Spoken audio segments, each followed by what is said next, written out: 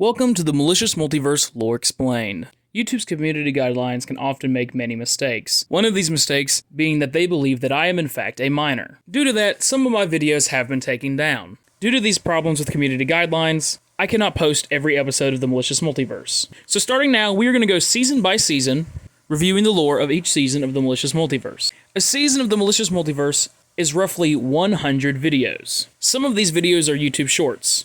Others are wrestling videos. The wrestling videos will not be included in the mega compilations that complete an entire season. Those can be watched separately. So we are going to go through the entire series. This will mostly consist of the main lore, as the Malicious Multiverse has many different point of views. We have our main batch of characters that we're going to call the Malicious Multiverse Gang, and there are plenty of side characters that have their own stories, as well as random skits. Altogether, though, it all connects in one universe, and if not one universe, a multiverse. A malicious multiverse. So let's begin with Season 1. It all begins in July of 2020. Our main character is myself, Jonathan the Butterman. Multiple portals open up within my home as many multiverses collide. The most constant thing being that many of these characters share the same face as me. One of these characters is Big Jeb, a parody of Big Ed from the popular TLC series 90 Day Fiancé. Jeb's story is very similar as he goes after a woman named Rose. But Rose is the daughter of another character, Mr. Wong. Mr. Wong is a character who, unlike me, is based off the appearance of my best friend, Aiden Harvey Lee, otherwise known as Timmy.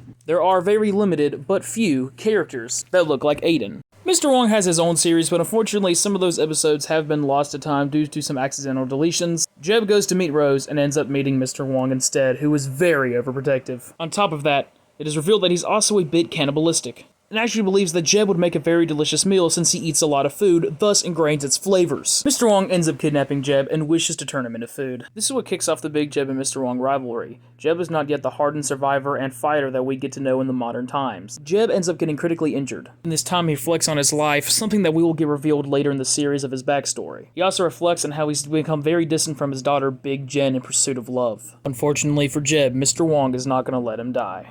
Now as for a quick sidestep as we look into the series of Stuff Madness, which is fully produced by my friend Aiden. This means that I can only explain the lore to an extent, as he is the only one that truly understands the full lore. Stuff Madness is an interesting series, a rare series that you will not see often within the Malicious Multiverse. The leading theory of this series is that each episode takes place in a different timeline. Certain events and many continuity errors occur in this series. Characters that are dead come back to life, friendships that weren't there are there in the next episode, one of these main characters being Grover from Sesame Street. While it's probably not the Grover from Sesame Street, he is a character within this series. Another character we meet is Robo-Boy, a personal robot butler. In this episode, he is Grover's butler, but in the next, we'll see that he's actually Aiden's butler. Again, very confusing. And hey, there I am in an episode taking over the series out of pure selfishness because I want all the clout. This is the most confusing of which. How am I there? I don't know, but episode 3 is always the most confusing in every season, which there are currently only 2 of. Episode 3 is the most inconsistent of all in each season, adding more to the timeline theory that each episode is from a different timeline. Aiden also has a unique look in this series, sometimes sporting a panda head. He does many things, that includes also... Stop!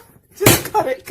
Alas, another terrifying character, Thomas the Tank Engine, but in a weird, nightmarish version with creepy eyes. What is the lore of this series? Stuff Madness, though confusing, also has one of the most important lore drops of all time. You see, most characters, as you'll come to find, can die and respawn within 24 hours. However, certain deaths are permanent. These are known as canon deaths. You see, there is a magical notebook that was created at the start of time that holds the entire series within its pages. You cannot read the future, you can only look into the past. The notebook is strange, inconsistent with its power as well, but something that is consistent is that it wants a good story, and that means that certain deaths have to be permanent. And this leads to the first ever canon death. Robot boy?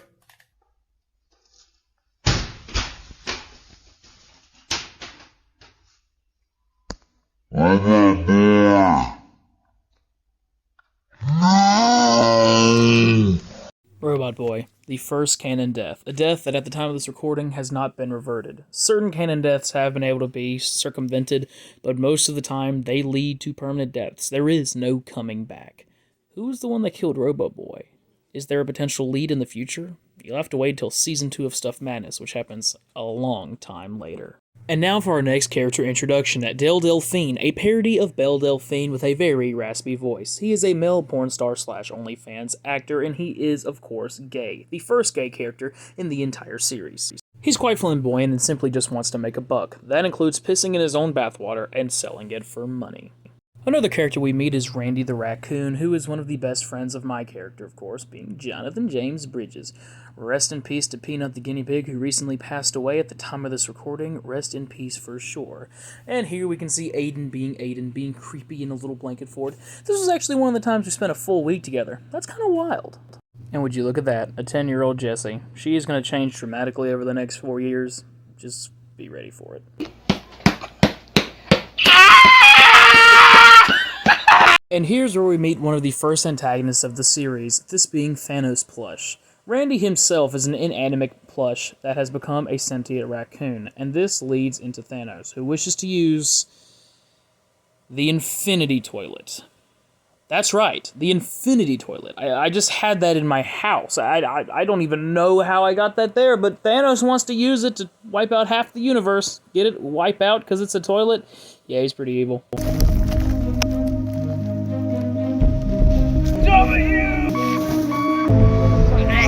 Fortunately for Jeb, Mr. Wong would be one of half of the universe getting deleted, thus saving him from being tortured and kidnapped. This would then lead to the gang coming together for one of the first times ever and uniting to work together with a variant of myself within Minecraft. That's right, we're totally going to use Minecraft to open a portal, get Thanos plushie in there, and blow that boy up and save the multiverse, using the Infinity Toilet to bring everyone back. However, a roadblock would occur as a disgruntled employee of Mr. Wong, that being Jack the Janitor, would be revealed as a villain. You see, in one of the sadly lost episodes of Mr. Wong, episode 2, we see Jack the Janitor for the first time. Believing that the episode is over, he'd go to clean and Mr. Wong would snap, stabbing Jack multiple times. This would then lead to him wanting revenge and being happy that Mr. Wong was gone. Fortunately for Jack, he would end up working under the Butterman's Malicious Multiverse headquarters, where he would be able to clean up all the dust of the people that had unfortunately passed away. This would also lead to him being able to guard the Infinity Toilet, as he was one of the only people that could clean it.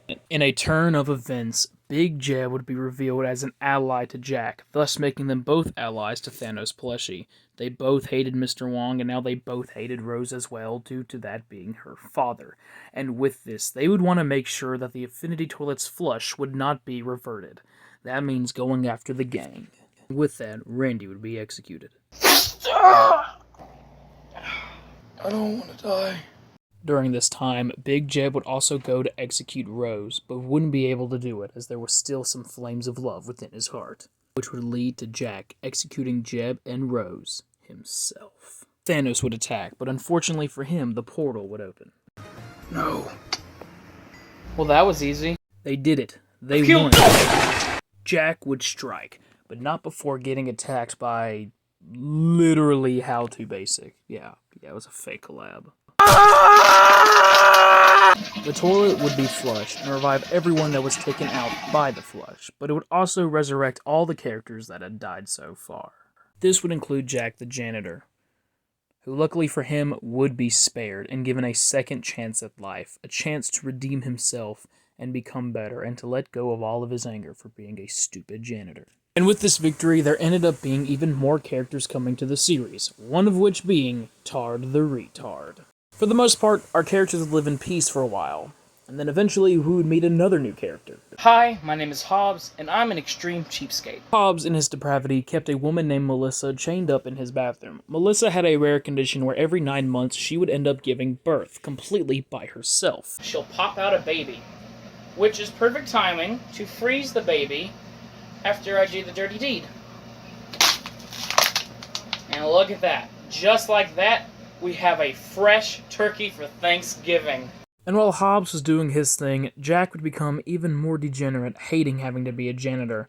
This would lead to him becoming so angry he would go to the Infinity Toilet and look for it to create him a time machine. It is then revealed that Jack has time traveled before. It's also revealed that as a child, it's revealed that Jack himself was Tard the Retard.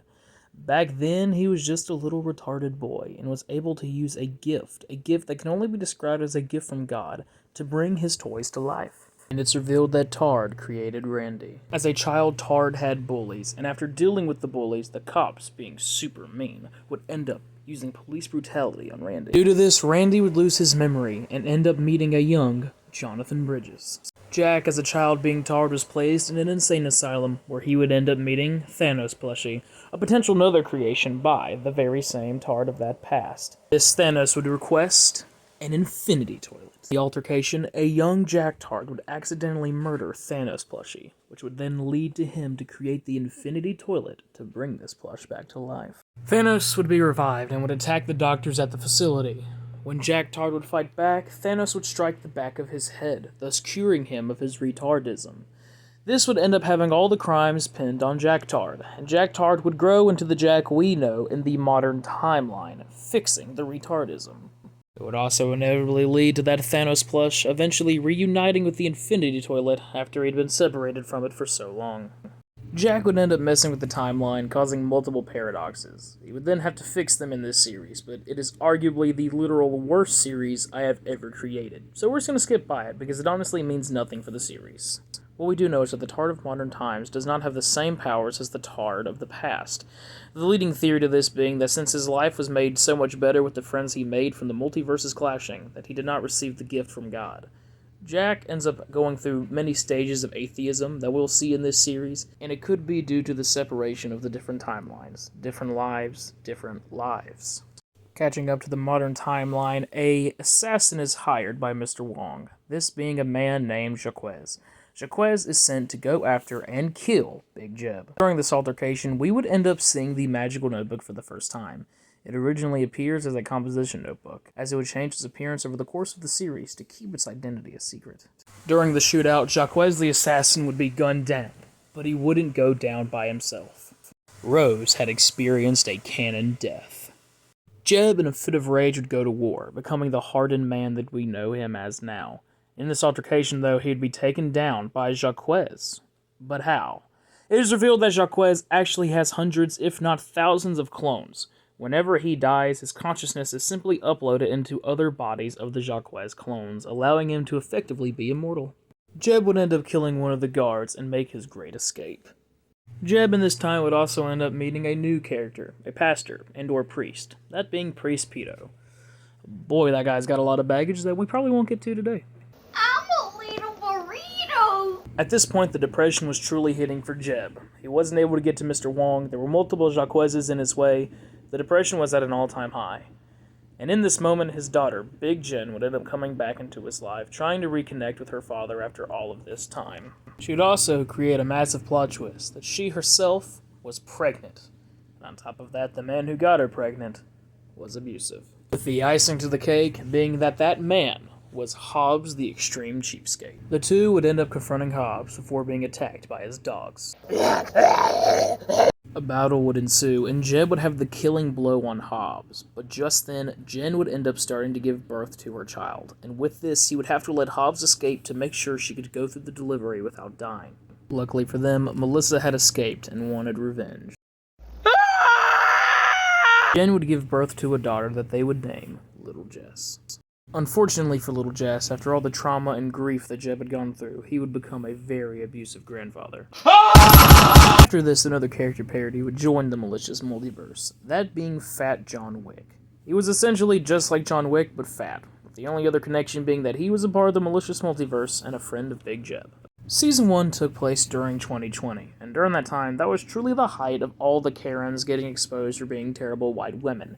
The Karens are not very important to the plot yet, but they will end up growing and developing. Remember, there's always more than one.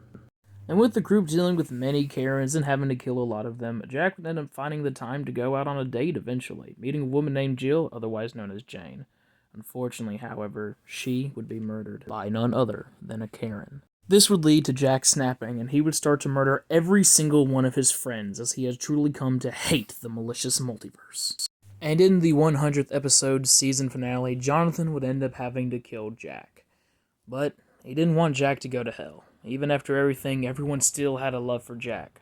To make up for this, Jonathan would create a heaven for Jack, using the Infinity Toilet and the Notebook, where Jack could spend the rest of eternity with Jane. And with that, we conclude the first season of the Malicious Multiverse. As you can see, it is very much everywhere, and each season progressively gets better into the masterpiece that is the current season, in my opinion. This was a very unknown season. The 100 episode standard wasn't completely put into effect, as the first 100 episodes were done in the span of 3 months. But with that, we come to the end of this and look towards the future. Jack is now in a heaven with Jane, the Karen uprising has begun, and Thanos has been put down for good. All of our characters can go on to live their lives and see what comes next in Season 2 of the Malicious Multiverse. Hi, my name is Samuel, and I am a simp! You heard that right, Samuel the Simp. Samuel, as stated, was a simp and would end up falling in love with Big Jen.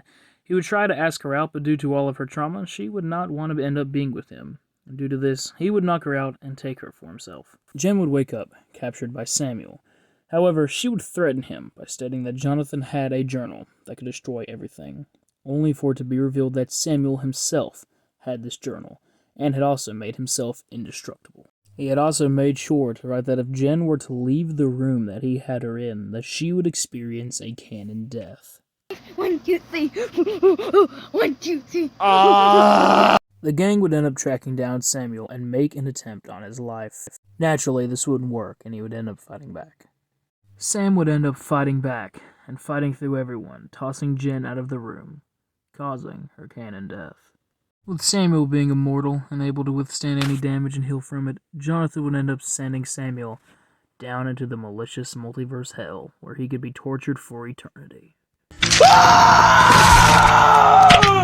Jeb would end up losing his daughter, causing another depression downward spiral, and would end up receiving a call from his ex-wife, Fat Linda, her mother. Jeb and Linda would end up reconnecting at Jen's funeral, where we would also meet Tard's best friend, Tard 2. One of the best things about the Malicious Multiverse is that each main character ends up getting their own series at one point or another.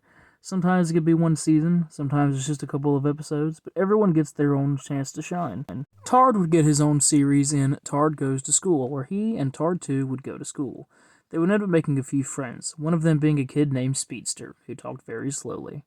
And at this school, Tard would meet the love of his life, the younger version of Jane. Oh, how are you? The boys would end up going to lunch. However, Tard 2 would choose to stay behind for some reason.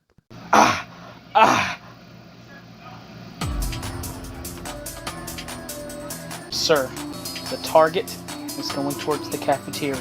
Tard 2 reveals himself as a member of the Time Police who snuck into Tard's life. The reason being that due to everything that Jack does, they believe that Tard himself is a risk to the timeline and wish to eliminate him early. Jane would walk in, giving Tard the determination to fight back against Tard 2. However, naturally, of course, he was stronger. Jane would then be shot by him, but in a twist of fate, before Tard 2 could put the final bullet in both of their heads.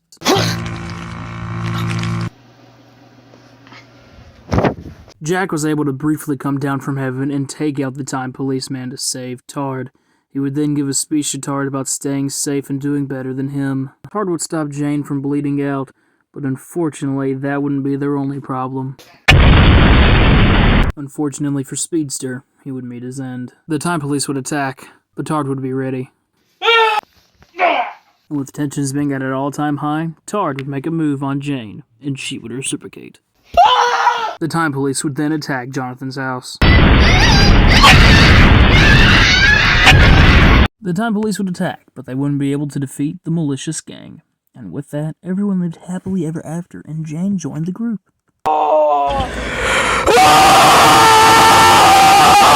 We now enter into a new series, that being The Larry and Larry Show. The Larry and Larry Show is about two characters named Larry, the puppet Larry and his puppeteer, Larry.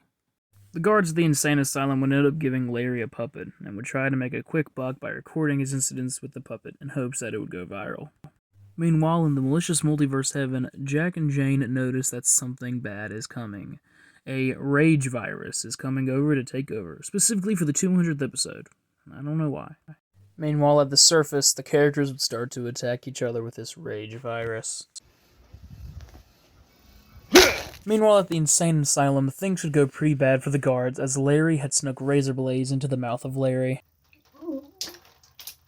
Larry and the slashers would attack, but President Trump would decide to nuke the entire universe to allow everything to restore with the power of the Notebook, thus cleansing the virus from existing.